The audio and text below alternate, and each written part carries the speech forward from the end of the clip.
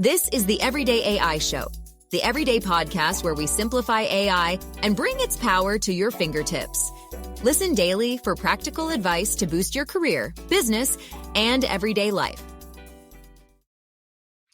The eyes of the tech world are going to be glued on Apple next week at its WWDC conference, where after it seems like years of waiting, we will finally hear what Apple's AI plans are.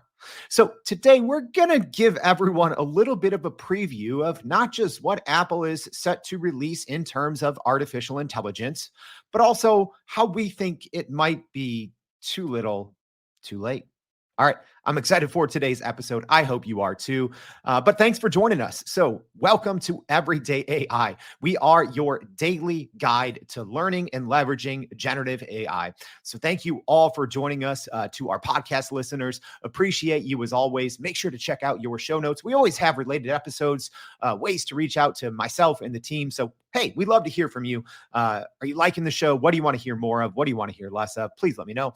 And to our live stream audience, thank you for joining us as well. So before we get into this, I think a lot of things people are overlooking when it comes to Apple and their AI announcements coming next week, June 10th at WWDC. Before we get started on that, got to put in a little plug. Make sure you go to youreverydayai.com, sign up for our free daily newsletter. Yes, we are a podcast. Yes, we are a live stream, but I think the newsletter is actually where you grow your company and grow your career. So make sure you check out our daily free newsletter that I think is your guide to growing. So before we talk about Apple, let's first start the day as we do every single day by going over the AI news. You got to keep up with what's happening because there is a ton.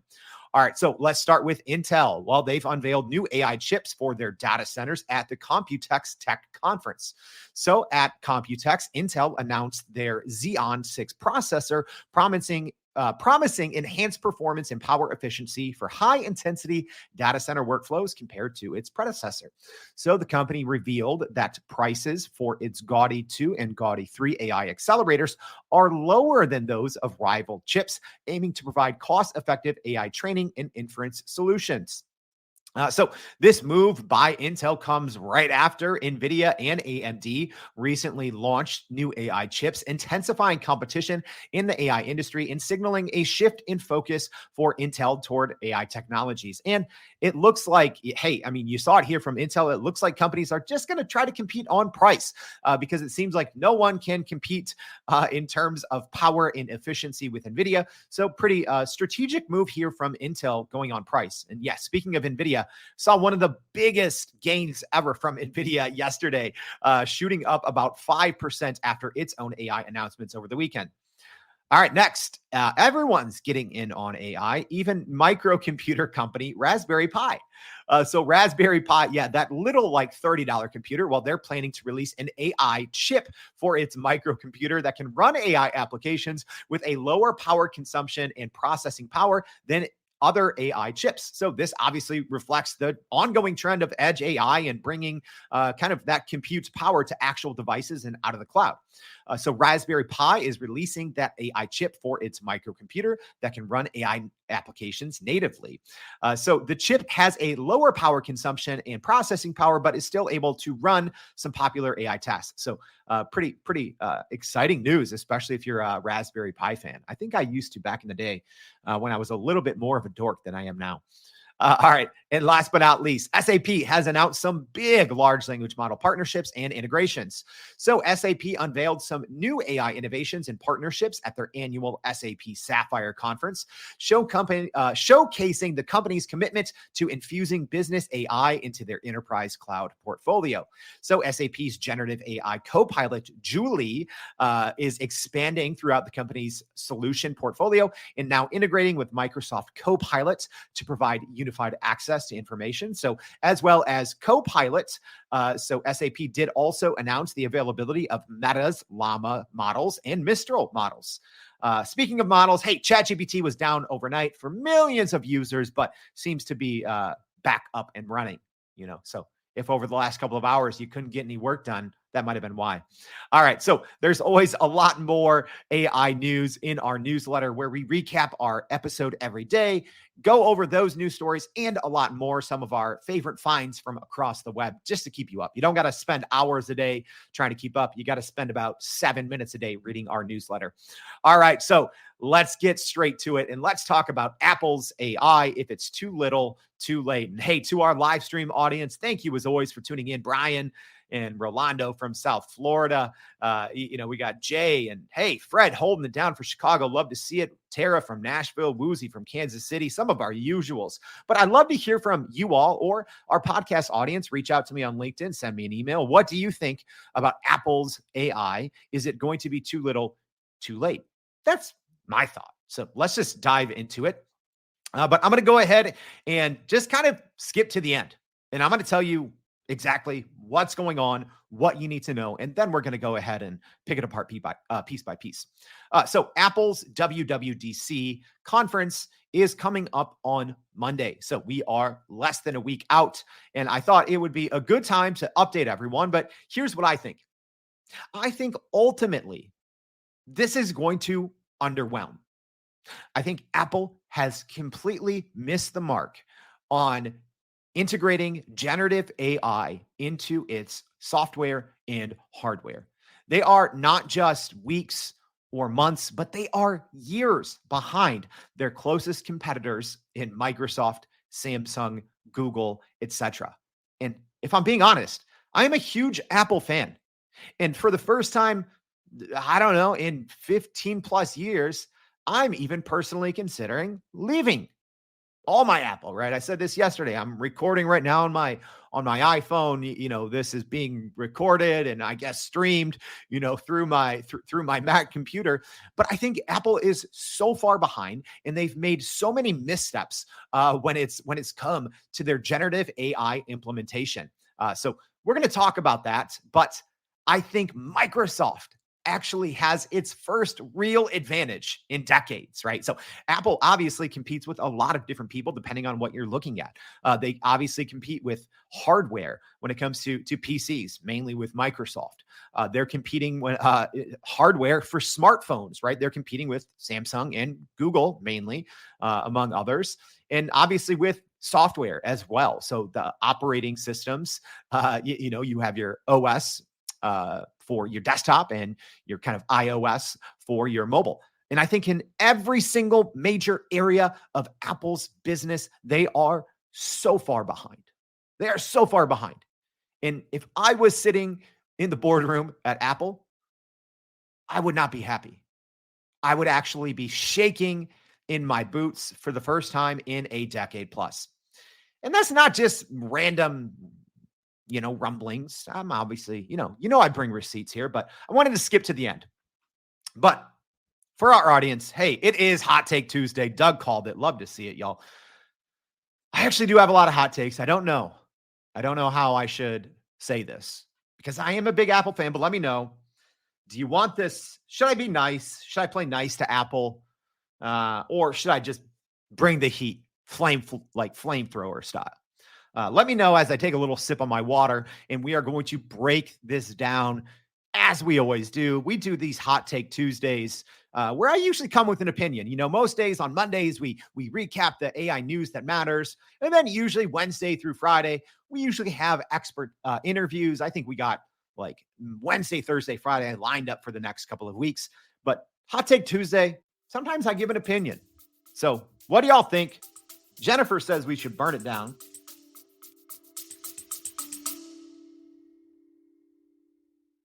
Are you still running in circles trying to figure out how to actually grow your business with AI? Maybe your company has been tinkering with large language models for a year or more, but can't really get traction to find ROI on Gen AI. Hey, this is Jordan Wilson, host of this very podcast. Companies like Adobe, Microsoft, and NVIDIA have partnered with us because they trust our expertise in educating the masses around generative AI to get ahead. And some of the most innovative companies in the country hire us to help with their AI strategy and to train hundreds of their employees on how to use Gen AI. So whether you're looking for ChatGPT training for thousands or just need help building your front-end AI strategy, you can partner with us too. just like some of the biggest companies in the world do. Go to youreverydayai.com/partner to get in contact with our team, or you can just click on the partner section of our website. We'll help you stop running in those AI circles and help get your team ahead and build a straight path to ROI on Gen AI. Might have to take it soft. I don't see a lot. Don't see a lot of flamethrowers, so we might have to take it soft today. All right. So, all right. Well, Tanya says 3, so we'll see here. But hey, I'd love also to hear your take, whether you want to give it now or at the end of the episode, or email me, reach out to me on LinkedIn. I'd love to hear. But let's get up to speed first. All right, let's go over all the details. So, like I said, June 10th, we have the Worldwide Developer Conference, which is Apple's, they have a lot of, conferences and events, but this is generally their marquee event of the year where they announce what they are working on. So this WWDC, and this is not from me, a lot of people are saying this is the biggest WWDC in a decade, or maybe since the iPhone was released, which is wild. And this is why a lot of analysts and just everyday people are looking at Apple and saying, what the heck is going on? The business world runs and lives on generative AI now. And the fact that here we are in 2024 and we do still not have generative AI on our Apple hardware and software is kind of crazy, if I'm being honest. And we're going to break down what this has meant financially for Apple dragging its feet. But I've said this once, I've said this 1,000 times. Apple's never first. They're very rarely first with anything, right? A lot of times, kind of the joke is when Apple announces something, whether it's at their WWDC or elsewhere, people, Google users or Windows users are like, oh, enjoy that feature we had 3 years ago. And I think that this kind of feeling has only grown exponentially louder over the last couple of years because AI innovation moves at a breakneck speed, right? Large language models, generative AI solutions, text to video, text to photo, text to mute, all these things are moving so quickly. And if I'm being honest, right, as someone that uses many different generative AI tools and systems every single day, when I'm using my Mac or my iPhone, it feels like I'm in the 90s, y'all. It feels like such an archaic, slow, unintuitive piece of technology. I personally, and I'd love to hear from our live audience, I feel such a disconnect working on a day-to-day, on my Mac or on my iPhone, because when I'm using all these other generative AI systems, whether you want to talk about ChatGPT, Copilot, Perplexity, Midjourney, 11 Labs, like whatever you want to talk about, I feel like I'm already working in the future, whereas when I'm on a Mac or on an Apple device, I feel like I am working in the past. There's such a disconnect for me personally. In Apple, they're never the first. They're usually the last, but they usually do the best. But this might be one of those instances. It might be too late. It might be too late. All right. So let's go ahead. Yeah. What Christopher says, Christopher, love the comment here saying, doesn't Apple normally bring a product second to market, but will make it more user-friendly? Absolutely. I wouldn't even say they're second to market. I would usually say they're third or fourth, or sometimes last in this case, right? In this case, when it comes to generative AI, they are last. Everyone's been at this party. The party's already shutting down, y'all. Like, if I'm being honest, generative AI, we get bombarded with it on a day-to-day. If Apple would have announced this last year, I think they would have announced it to much more fanfare, and less pressure and less expectations. But at this point, party's winding down. Right? Yeah, you want to be the cool kid at the party. You don't want to be the first one to show up, but this party seems like it's already shutting down. I'm not saying that we're going to stop using generative AI or the generative AI hype is dying down, anything like that. I'm not saying that. But when it comes to big companies, these trillion-dollar companies making announcements, you got to go in while it's hot, right? Yeah. I don't think even with all of Apple's beautiful marketing, UI, UX, right? I think this is going to fall flat. All right. So let's go ahead and give everyone a quick recap. All right. So this is what Apple has codenamed Project Gray Matter, right? So their entire AI strategy has been codenamed Project Gray Matter. All right. So Also, this integration with OpenAI. So it's gone back and forth, right? So originally there is reporting that said Apple was spending millions with an S, millions of dollars a day building its own models.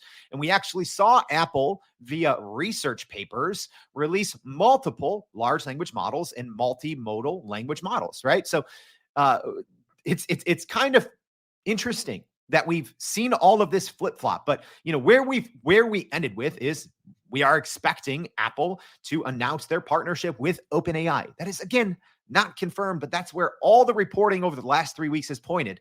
After first, it was going in every direction, right? We heard, there was Apple Ajax or Apple GPT, right? And then Apple released all their research papers going over their own models that they built in a house that looked fairly impressive. And then we had this, Apple, more than a year ago, Apple's testing out ChatGPT. But then we heard, they're in partnership talks with Google. And we heard that they were close to using Gemini, which I said 6 months ago. I said, if Apple comes out with their own model, or if they come out via Gemini, they are going to fail. I said, go back, y'all. I do this every day. I said, if Apple chooses anyone but OpenAI, they are going to fail. I think they made the right choice, but this should have been happening a year ago. So, we heard all this back and forth, but what we are assuming is on Monday, we are going to hear all of these details of Apple's partnership with OpenAI. So ultimately what that means is we're looking at an integration essentially of GPT 4.0 or a version of it into the iOS 18 operating system through a deal that is reportedly worth more than $1 billion, with a B, more than $1 billion. So what does that mean? Well, it means a smarter Siri, first of all, right? If you've used Siri or Alexa or any of those, quote unquote, smart assistants, they are dumb assistants. They are the absolute worst. So maybe Siri could have an assistant that maybe keeps up with the Google Assistant, which I think is getting better and better. Alexa is left in the dust, but that's another conversation for another day. Also, a lot of what analysts are expecting out of this Apple OpenAI partnership is essentially what we saw from OpenAI about 3 weeks ago when they did their spring event. And they showed us not just the new model in their GPT 4.0, but they also showed us the apps, right? Which they don't no one has access to that yet. So presumably that is a version of what we are going to be seeing with this Apple and OpenAI partnership, right? So if you missed that, I'm not going to recap the entire thing, but think of it like this. Think of FaceTiming and having the smartest expert in the world in any field and being able to FaceTime them and show them something live and in real time. That's essentially at least what was shown to us at OpenAI's spring event in GPT 4.0 with kind of this live capability to interact with the model. So presumably we will be seeing some sort of variation of that rollout, although some reports are saying we will not see that end of the partnership, kind of this live model or this improved Siri until 2025. And first, at least what's under this, quote unquote, Project Gray Matter, we will not see that initially. So this could be rolling out in phases. Keep that in mind.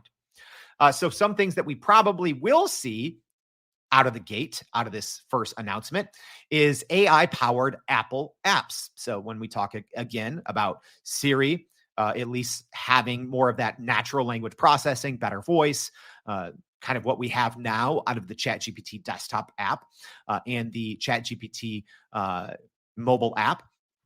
Having that AI integration with not just Siri, but Safari, with Photos, with Notes, with iMessage, right? So with Apple's at least built-in apps. The other big piece here is, a combination of on-device AI processing. So what is called edge AI or, mobile AI, on-device AI. There's different names for it, but we are going to probably see, according to reports, a actually combination of on-device AI processing and cloud processing. So not moving everything local, which should be interesting to see how and if Apple's, trademark security is not compromised, but if they're looked at in a different way. So Apple has always, I think, been one of the leaders in security, which is why I think they've been extremely popular over the last, decade or two.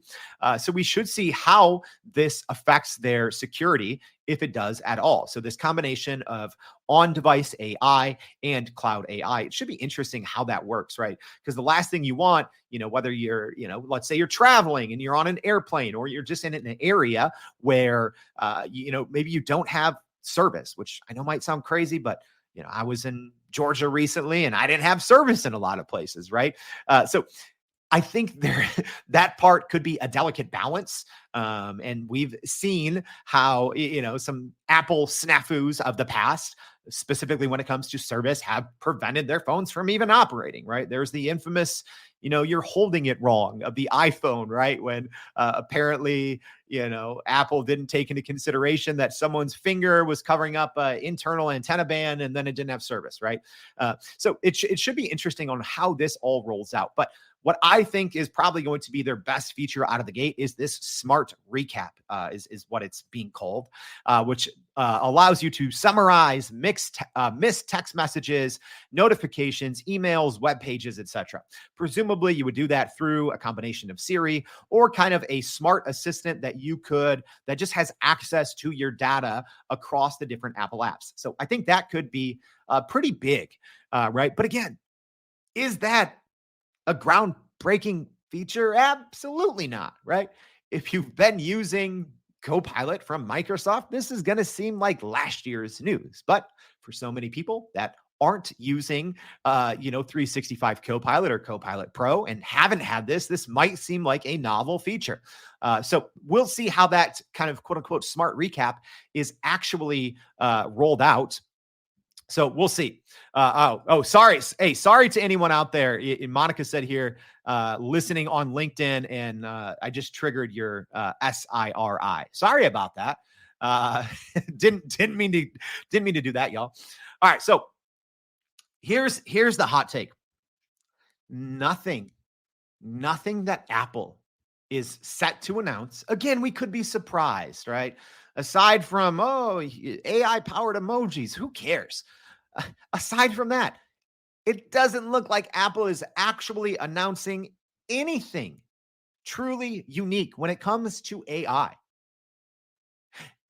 which makes you think, is Apple too little, too late? That's why I think they are. Yes, they are going to probably wrap it up in a better UI, UX, so a better interface, a better experience for customers, sure. But does that even matter anymore, right? I think in this day and age, when so much of, I think when we look at 2024 and 2025, it's going to be predicated on how quickly you can go to scale, how quickly you can integrate generative AI and large language models into your professional workflow. But a lot of times that line bleeds between your professional life and your personal life, right? So if Apple is months or quarters or years behind, I don't know how much longer they are going to have a stranglehold on the market, right? And there's another piece which isn't really AI, but Apple has run into some issues, right? With its MMS or iMessage. So that whole blue bubble marketing advantage might be going away soon because Apple's facing a lot of legal trouble.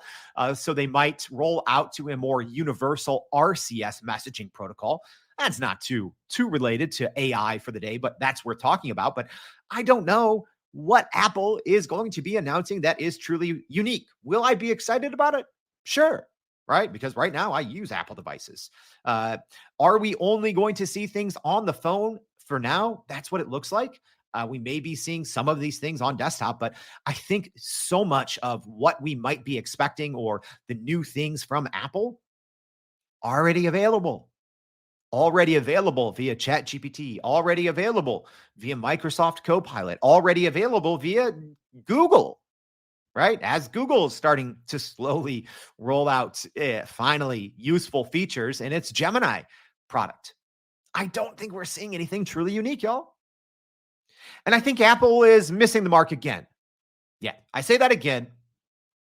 We got the receipts, y'all. I told you, I don't know how many months ago this was, probably like 6 months ago, before Apple released the Vision Pro. Everyone, analysts, everyone was like, oh my gosh, this is going to change the world, change the way we work. Apple Vision Pro, we're all going to be walking around with $3,600 headsets, and that's the future. And I said, that's silly. Go back and listen. I said, I literally had an episode, a Hot Take Tuesday, called Apple Vision Pro, the AI-powered product that hardly no one needs. And I said it was going to be a massive flop. And it was a massive flop. So I don't say these things lightly, y'all, especially as, a quote-unquote Apple fanboy. But I think Apple's missing the mark here. I think they are going to lose market share in the long run because they were too slow. And I think a lesson can be, are they still going to be one of the 5 biggest market cap companies in the US? Absolutely. I'm not saying that they're going to lose trillions of dollars. I just think that they're going to be growing at a slower rate than their competitors. Don't worry. I have receipts for that at the end. That's not just my random take. But I think Apple has been missing the mark over the last couple of years. And I don't know how much longer they're going to be able to ride this wave of, oh, Apple's cool. Apple's sexy. Apple's this. Ooh, cool. This. UI, UX. I don't know how long that's going to last. Blue message bubbles, right? What's Apple doing? Why have they been asleep at the wheel for years? All right. But like I said, don't get me wrong. Analysts are going to love this. You're going to see bookmark it right now. Monday, presumably, we're going to see this Apple OpenAI partnership announcement. Analysts are going to love it. Their stock is going to see a nice little bump. I'm not talking, probably not like a 5% like we saw out of NVIDIA, yesterday after their announcement of the new Rubin chip at Computex. But analysts are going to love this. The journalists who don't know any better are going to love this. Apple users are going to love this. And then it's going to die down. And then in the coming, I think, weeks and months, people are going to start to realize that, hey, this is more marketing than bite. All right. And I think the analysts, y'all, I think the analysts slept. I think the collective business world slept on Microsoft's announcements at Microsoft Build. I watched that and I'm like, whoa, this is impressive. This is innovation. We're not seeing innovation out of Apple anymore like we were 10, 15, 20 years ago. Apple is not an innovation company anymore. Apple is a cautious copycat company that just brings better marketing, better UI, better UX, better user experience, better interface, better marketing. We are not seeing innovation from Apple. What we are expecting June 10th, that won't be innovation. The Apple Vision Pro, not really innovation, right? Other companies have had similar headsets for years. All right. So let's look at the competitive landscape real quick. Yeah, Kathleen dropped a boom. I'm not taking it easy. All right. So let's quickly look at the competitive landscape so you can see what I'm saying. Because here's the thing. Companies like Google, companies like Microsoft, they have less to lose. Apple has a lot to lose. They compete mainly in 2 spaces, right?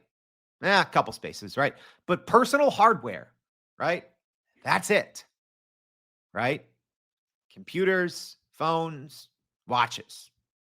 They don't sell software. Software comes included with the hardware.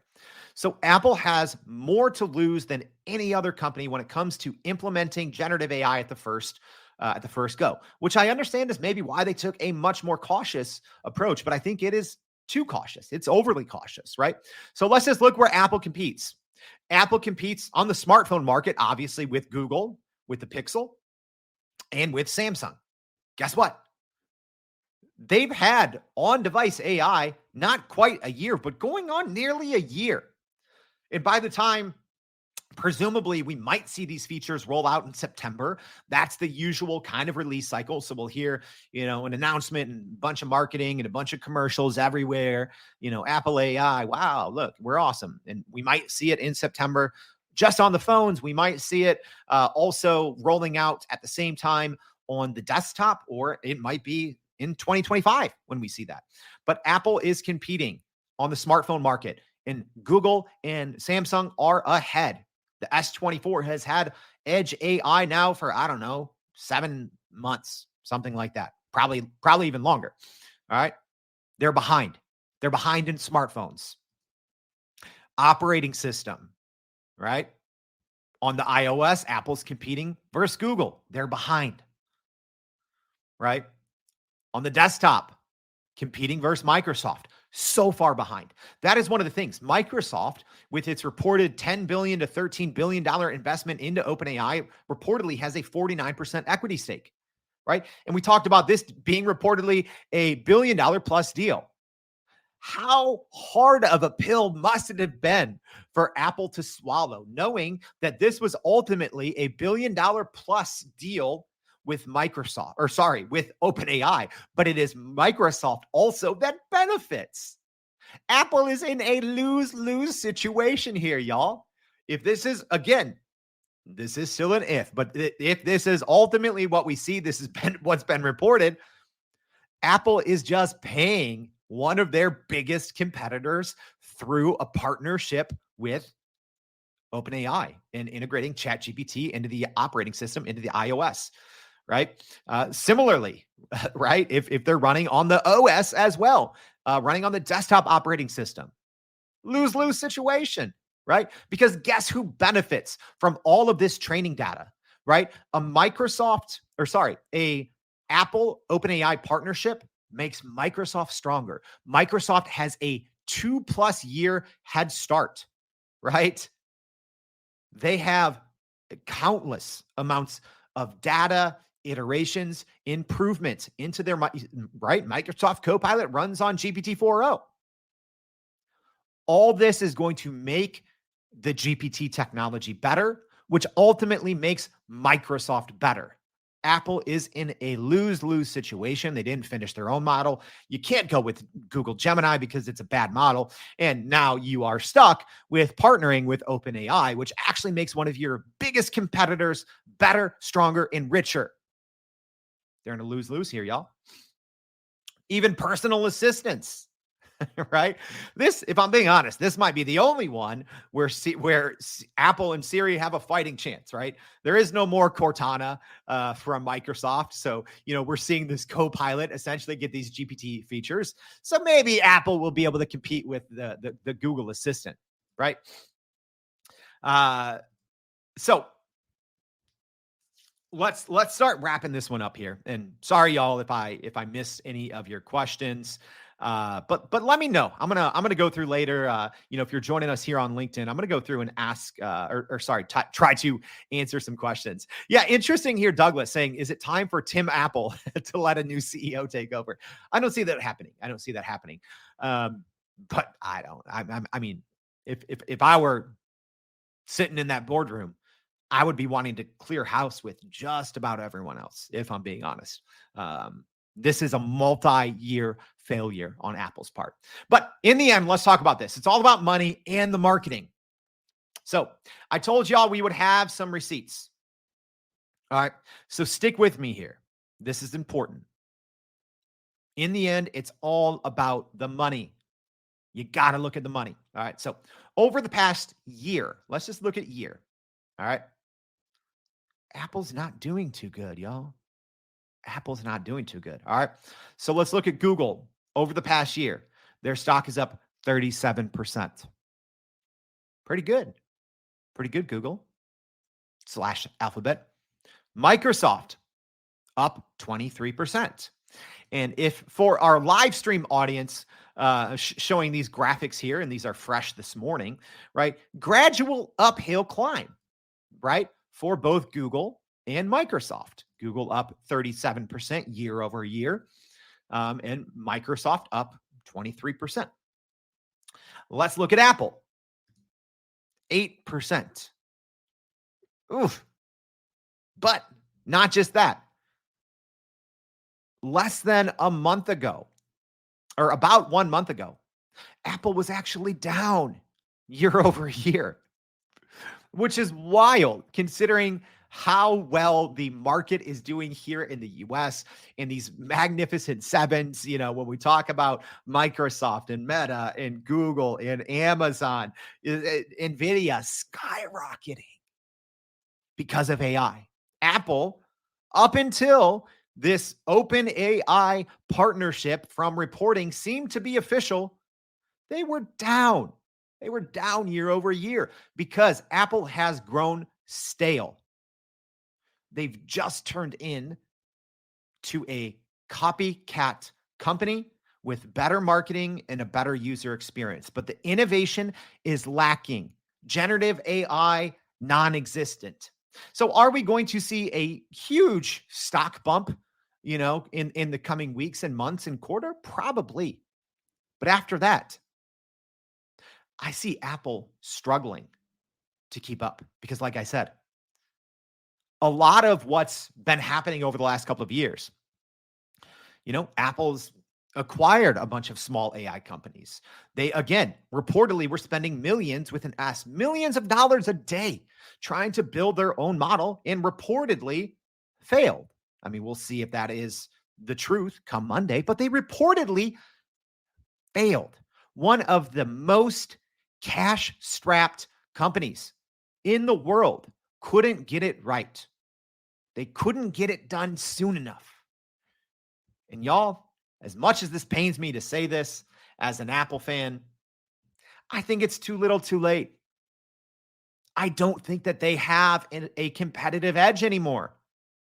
The future of business and even the future of how we run our personal lives, I think, is AI first. And Apple has been last in AI. So I think they'll just have to market their way to profits. I don't know. How far are AI-powered emojis going to take the Apple stock? All right. That's it, y'all. Hot Take Tuesday, wrapping up. So let's just do a very, very quick recap here. All right. So nothing is official yet, but everything is pointing to we are going to see that official announcement from Apple and OpenAI on June 10th, which is less than a week away. Here's what we are reportedly going to see from Project Gray Matter. We're going to see the integration of ChatGPT into the operating system, a smarter Siri, AI-powered Apple apps like Siri, Safari, Photos, Notes, iMessage, etc., a combination of on-device and cloud processing, and a smart recap tool. We're probably, I think, going to see a lot of mainly what we saw from OpenAI's demo day, their spring event with GPT-4o and kind of this live Omni or Her, what a lot of people are saying. I think we're just going to see that with better marketing. But I don't think it is going to save Apple in the long run. I think Apple waited too long and it's too little, too late. That's it for today, y'all. Thank you for joining. I appreciate it. And I'd also appreciate it if you're listening on the podcast, reach out, say hi. We always leave my personal LinkedIn and email. Sometimes it takes me a minute to get to all the messages, but I appreciate it. Reach out. But if you are listening on the podcast, please tell a friend, leave us a rating if you're listening on Spotify or on Apple. And if you're joining us live here, thank you for that support. As always, please tag a friend, share this. We spend hours keeping you all up to date on everything generative AI. So just taking a couple of seconds to share this with your network, click that repost button, email it to your friends. We'd really appreciate it. So we'd appreciate that. And we'd also appreciate seeing you back tomorrow for more Everyday AI. Thanks, y'all. And that's a wrap for today's edition of Everyday AI. Thanks for joining us. If you enjoyed this episode, please subscribe and leave us a rating. It helps keep us going. For a little more AI magic, visit youreverydayai.com and sign up to our daily newsletter so you don't get left behind. Go break some barriers, and we'll see you next time.